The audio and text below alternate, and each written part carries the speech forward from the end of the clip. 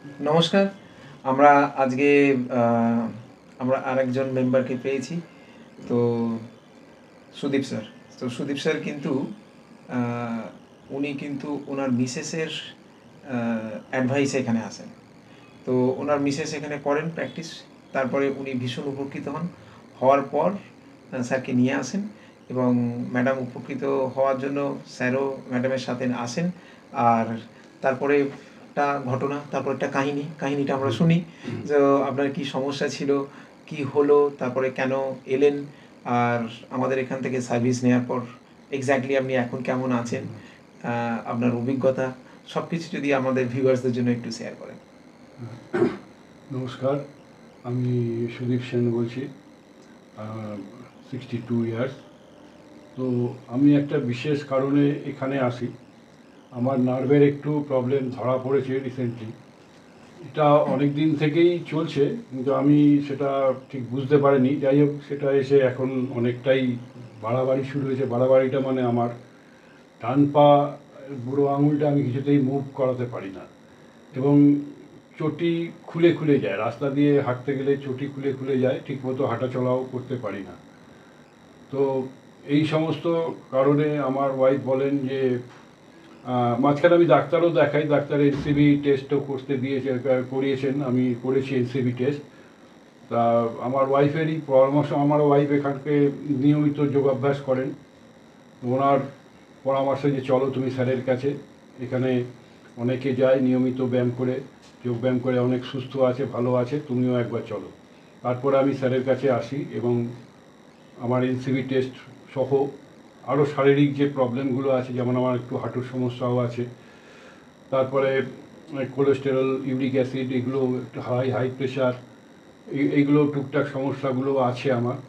স্যারকে বলি, স্যার খুব মনোযোগ সহকারে আমার সমস্যাগুলো শোনেন, ধৈর্যের পরিচয় দেন আর কি, যে আমার সমস্যাগুলো শোনার সময়। এবং তারপরে স্যার একটা ফিজিওথেরাপি শুরু করেন। সেই ফিজিওথেরাপির পরে আমি কিছুটা সুস্থ হই। তারপরে উনি একটা যোগ চার্ট করে দেন। সেই চার্ট অনুযায়ী আমি এই মাসখানেক হলো সেটা শুরু করেছি। করার পরে এখন আমি অনেকটা সুস্থতার দিকে মানে বলতে, যে ডান পায়ের আঙুলটা যেমন আমি একদমই মুভ করাতে পারতাম না, সেটা এখন অনেকটাই আমি মুভ করাতে পারি। এবং আশা করি স্যারের পরামর্শ অনুযায়ী আরও সুস্থ আমি আগামী দিনে সুস্থতা লাভ করব। এবং অন্যান্য সমস্যাগুলো আমার, যেমন শরীর আগে একটু মানে টায়ার্ড লাগতো, কীরকম একটু ক্লামজি লাগতো, সেই ভাবটাও আস্তে আস্তে দেখছি একটু এনার্জি পাচ্ছি, কেটে যাচ্ছে ব্যাপারটা। আমাদের শরীর যেগুলো ডিমান্ড করে সেগুলোর মধ্যে কিন্তু এক্সারসাইজটা পড়ে না। খাদ্য একদম। ডিমান্ড করে, ঘুম ডিমান্ড করে, কিন্তু এটাও কিন্তু খাদ্য বা ঘুমের মতোই একই রকমভাবে গুরুত্বপূর্ণ, একই রকমভাবে শরীরের জন্য প্রয়োজনীয়। তো ঠিক একটা পেতলের বাসন যেরকম আমরা যদি একটু মাজা ঘষা করি একেবারে চকচক করবে, কিন্তু যদি ওই কোনো রকমের তুলে রেখে দিই তাহলে সেটা চকচক করে না, না। আস্তে আস্তে কালো হয়ে যায়, তার মধ্যে কষ জমে। তো আমাদের শরীরটাও ঠিক তাই, একটা পেতলের বাসনের মতো। তো প্রত্যেক দিন যদি অল্প একটু আধটু মাজা ঘষা দেওয়া যায় তাহলে কিন্তু সেটা ঝকঝক করে, চকচক করে। তো এক্সারসাইজটা সেই সেই কাজটাই করে আর কি, একটু মাজা ঘষা কাজটা। তো সেটা করা খুবই দরকার। যতক্ষণ সেটা না নিয়ম মাফিক একজনের পরামর্শ অনুযায়ী, একজনের গাইডেন্স অনুযায়ী করা হচ্ছে, ঠিক ঠিক ঠিক। ততক্ষণ কিন্তু তার হ্যাঁ হ্যাঁ। মানে অ্যাকচুয়াল বেনিফিট, মানে ম্যাক্সিমাম বেনিফিটটা কিন্তু পাওয়া যাবে না। একদম তো একদম।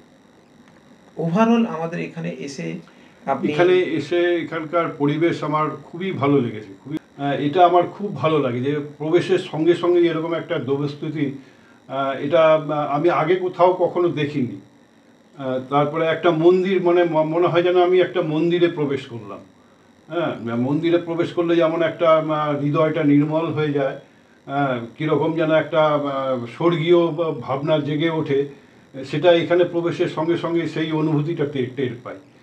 আর এখানে স্যারের ব্যবহার তো অত্যন্ত ভালো, এবং অত্যন্ত উনি সহানুভূতিশীল, খুবই সহানুভূতির সঙ্গে সমস্ত কিছু সমস্যা শোনেন, এবং উনি নিয়মিত সেটার সুপারভাইজও করেন যে ঠিক মতন আমরা করতে পারছি কিনা বা করছি কিনা, করতে গেলে কোথায় সুবিধা অসুবিধা হচ্ছে, সেই সমস্ত ব্যাপারগুলো উনি যথেষ্ট সহানুভূতির সঙ্গে দেখেন। এবং এখানকার যে সাপোর্টিং স্টাফরা রয়েছে, সাপোর্টিং স্টাফরাও খুব বন্ধুত্বপূর্ণ তাদের আচরণ এবং খুব দায়িত্ববান। স্যারের চার্ট অনুযায়ী তো ওনারাই তো সেই ব্যায়ামগুলো করান এবং ধরে ধরে ধরে ধরে কীভাবে মানে খুব খুব খুব ভালো লাগে, খুব ভালো লাগে। তো অসংখ্য ধন্যবাদ আপনাকে নমস্কার আপনার এই স্যার। ছোট্ট ভিডিওর জন্য। হ্যাঁ, আমাকে সুযোগ দেওয়ার জন্য অসংখ্য ধন্যবাদ স্যার। অসংখ্য